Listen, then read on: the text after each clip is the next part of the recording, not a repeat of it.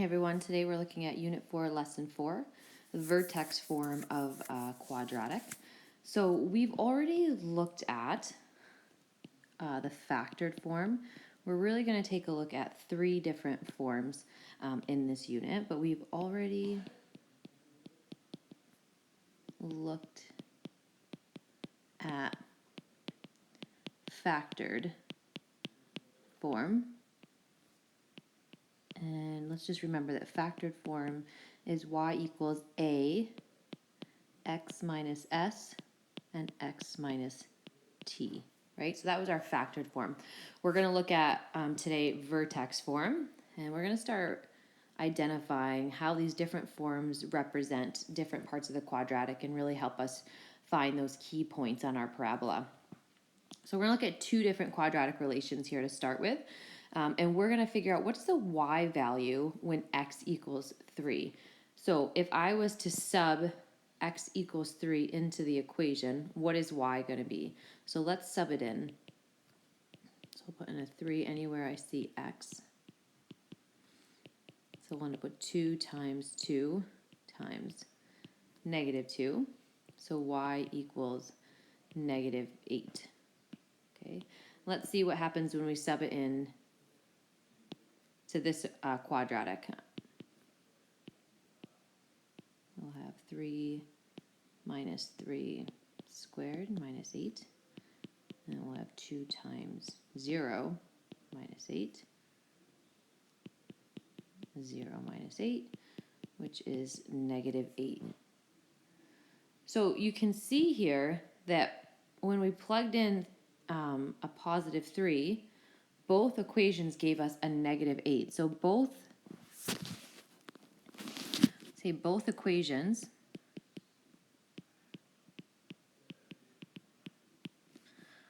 are representing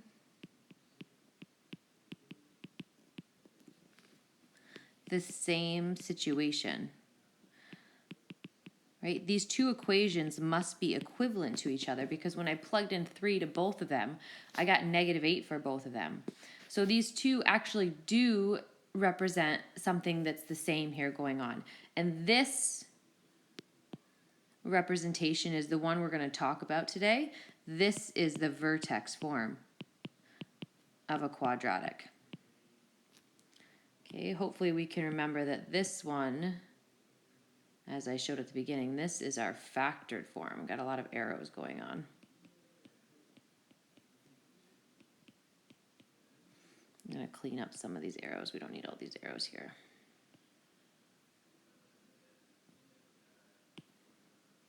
Okay, so this one represents our vertex, or sorry, our factored form. And this new one that we're going to take a look at today, this is the vertex form. So if we were going to expand and simplify both of these equations, meaning that we're going to distribute and use FOIL, let's see what they're going to look like when we do that. And that's really actually going to show us our third type of quadratic that we're not going to quite get into today. But if we were to distribute the 2 into our first set of brackets, we'd have 2x minus 2 for this quadratic, and then we'd still have x minus 5. Okay, and then from here to continue to expand and simplify, we need to FOIL. So my first terms would be 2x times x would be 2x squared. Right? First, outside, inside, last. My outside terms would be a negative 10x. My inside terms would be a negative 2x. And my last terms would be a positive 10. And then finally, I would combine my middle terms, or my like terms, to get 2x squared minus 12x plus 10. Let's try to expand and simplify the equation we have in this column. So I'd first start by, instead of writing x minus 3 squared, I'd write it as x minus 3 times x minus 3 minus 8. I'm going to distribute that 2 into my first set of brackets. We'll have 2x minus 6 times x minus 3 minus 8. And again, now we have two sets of brackets. We're going to have to remember to FOIL those two sets of brackets. So we'll go first, outside, inside, last. So my first terms, 2x times x is 2x squared. My outside terms be a negative 3 times 2x, it's negative 6x. My inside terms, negative 6 times x. And my last terms, negative 6 times negative 3 is a positive 18. And then we still have that minus 8 that we have to consider as well. So we'll combine any like terms we have. We have our x's that we can combine, and negative 6x minus 6x is a negative 12x. And then we have 18 minus 8 is a plus 10. Oops, that should be a 10. So hopefully we can see now, if we look at these two equations, right, they're both representing the same situation. So let's just make a note there. They both represent the same quadratic relation. When we took it from factored form, or when we took it from vertex form, and we expanded and simplified them, got them into expanded form, they equal the same relation. So it's just about writing that relation in two different forms, factored or vertex. So we can represent a quadratic in these two different ways. So we're going to talk about now in general what the vertex form of a quadratic relation looks like, and what information we can pull out of it. So you'll see this is our general form, y equals a times x minus h squared plus k. Okay, we still have this a value. Okay, and the a value was also in the factored form. You're going to see this a value in all the different forms we're going to look at. This provides the same information as it did in factored form. So how wide or how narrow your quadratic could be. So your parabola might look wide, something like this, or it might look something skinny like this. And the a value, which we'll really get into later in this unit, will really determine what it does to the parabola. And it also tells us the direction of the opening. So if our a value is positive, our parabola opens up. And if our a value is negative, our parabola opens or points down. Okay, the new pieces of information we have are h and k. So h and k are the x and y coordinates of our vertex. So h would represent the x coordinate and k would represent the y coordinate. Something to take note of, okay? In this general equation, it's x minus h. Okay, but when we pull out our h value, it's going to have the opposite sign that's in the equation. So h value is the opposite sign to the equation. So if I had like x minus 4, then my h value would just be a positive 4. If I had x plus 4, then my h value would be a negative 4, okay? When you pull it out of the equation to identify your vertex, it's the opposite sign.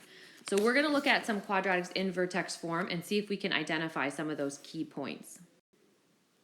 Okay, so we have y equals x minus 2 squared minus 5.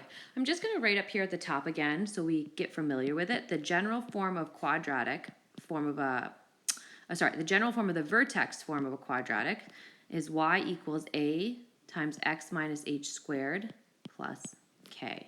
So we're going to identify a, h, and k in each of these examples, and then that's going to give us some information about the actual relation. So here we have y equals x minus 2 squared. Well, I don't have a coefficient in front of my bracket, so remember, when there's no coefficient there, we just assume it's 1.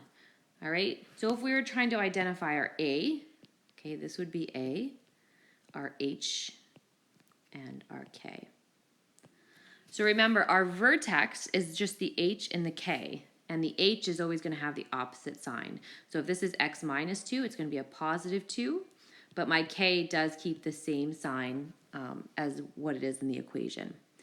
My axis of symmetry comes right from my vertex. It's the x value of my vertex, so it's going to be x is equal to 2. Our a value dictates if it's going to open up, okay? It's going to be a is positive, and if it opens down, a is going to be negative. So in this case, a is 1, so that tells me the direction of my opening is up. If we wanted to do a little sketch of this, we could just plot our vertex. So our vertex is at 2, negative 5. We'll just label this 2, negative 5. We know it's going to go up, right? So it's going to go up. We don't know where exactly it's going to cross the x-axis right now, but we can see it crosses it at two different spots. So we can see in this case, we're going to have 2 zeros or 2 x-intercepts, because the zeros are where does the graph cross the x-axis. Okay, let's identify in the next one our different variables, and then I'm going to get you guys to fill out that table. So once again, we have A, H, and K.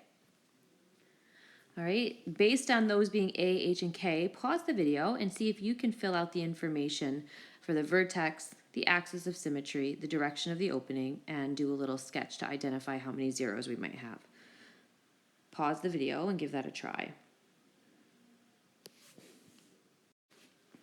Okay, so hopefully we could identify the vertex, remembering that the H value represents the opposite sign for the X of our vertex. So we have X minus 4 in our bracket.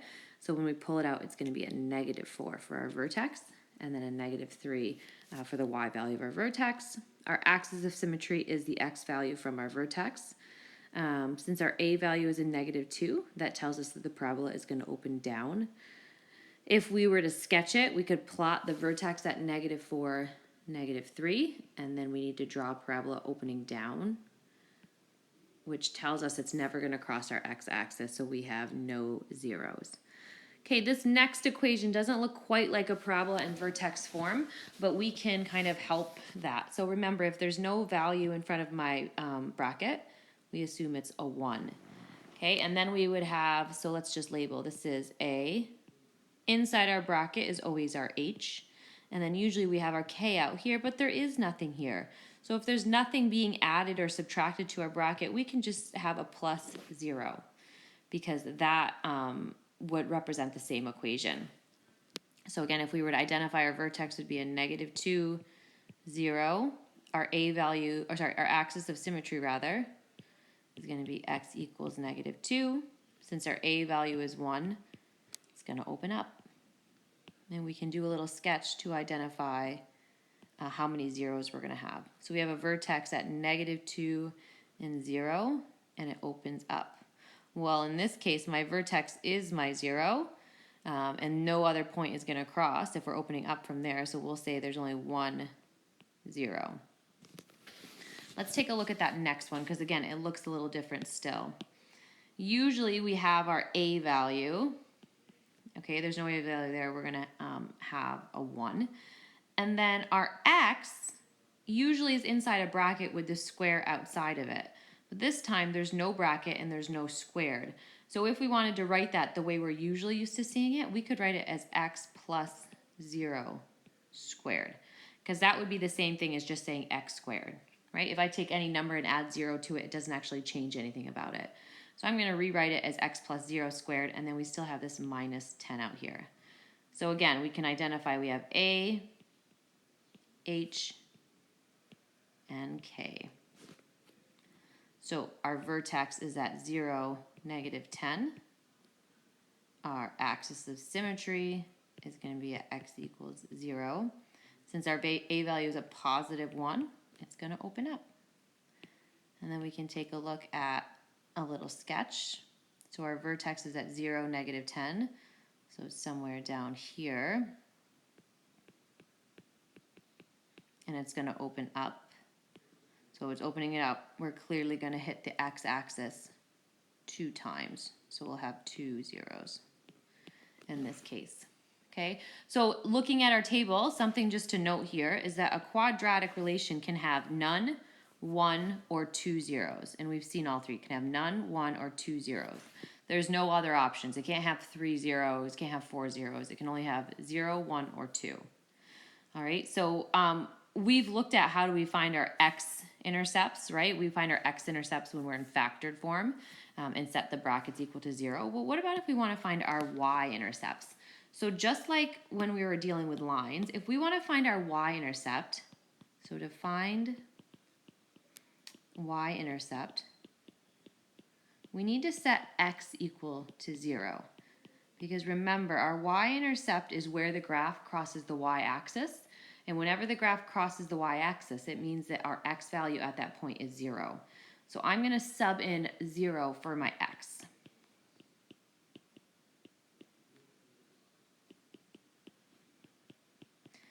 So I'll get negative 2 squared plus 5. I'm jumping ahead. Plus 5. Okay, and we'll get 4 plus 5. So y equals 9.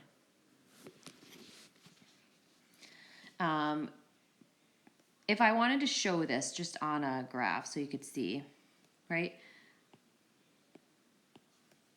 So we could say our y-intercept is at 0, 9, right? Because we set our x value as 0. We would go over 0 and up 9. And then we have a parabola that opens up.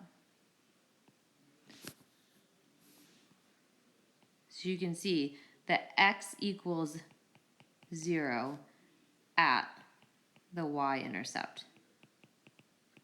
Okay, so that's why we set x equal to 0 when we're trying to find our y-intercept. So take a minute, pause this video, and see if you can find the y-intercept for that second example. Okay, so when you plug in 0 and you calculate that whole side of the equation, you should find that the y-intercept is going to equal 29. So if we wanted to write it as a complete coordinate, the y-intercept is going to be 0, negative 29. Okay, keep looking at Vertex. So we're going to evaluate whether or not a point actually falls on the parabola when it's in vertex form, and then we're also going to take a look at coming up with the equation, which we did when we were in factored form as well.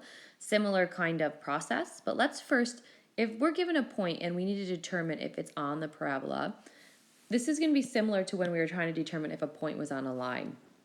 We're going to sub the point, so in this case 4, negative 39, into the equation,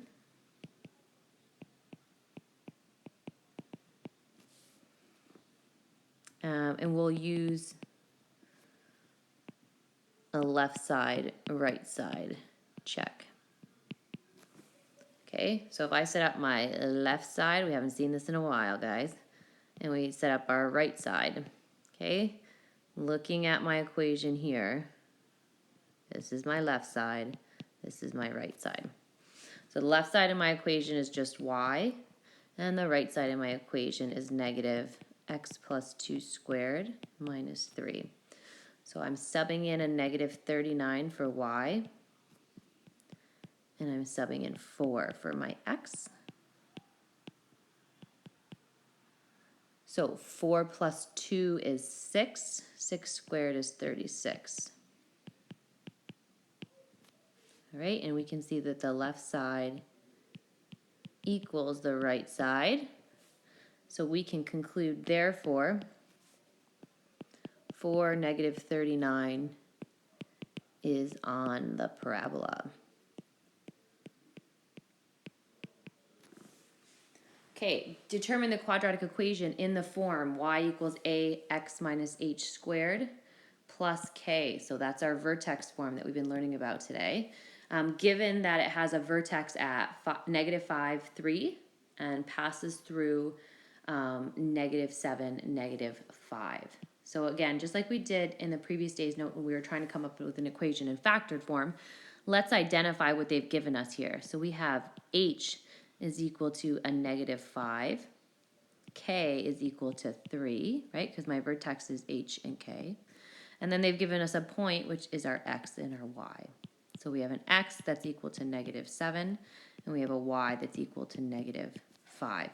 So we're going to plug these values in and then work to calculate or find what a is. So in place of y, I'm plugging in a negative 5. We don't have a, so we'll just leave that as a for now. Then in our brackets, x value is negative 7 minus my h value, which is a negative 5 squared plus 3. Okay, so we'll work to simplify as much as we can before we isolate a. So this is going to become a negative 7 plus 5 squared plus 3, right? Because a minus 5. And then negative 7 plus 5 is going to be a negative 2 squared plus 3. Make sure you're doing your order of operations first. So a negative 2 squared is going to be 4a plus 3. Then I'm going to bring my 3 over to the other side because we can't combine 4a and 3. They're not like terms. So I'll bring my 3 over by subtracting it, and we'll have a negative 8 equals 4a. And then finally, we'll divide both sides by 4. And we find that a equals 2. So, like we did yesterday, now that we have a, we're going to write the equation subbing in a, h, and k. So we leave y and x. So my a value is negative 2, x, and then my h value is minus a minus 5. So that's going to become plus 5 squared, plus our k value, which was 3. Okay. So the next example is the same kind of deal where you're given a vertex and you're given a point. So see if you can follow what we did in this example and come up with the equation of the quadratic in that next example. Pause the video and try that, and then come back and see if you get the right solution.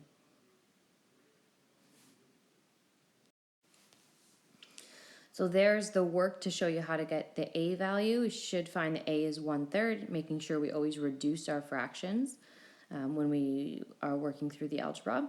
And then we rewrite the equation with our a value and our vertex. So we should get y equals 1/3 x minus 2 squared plus 1.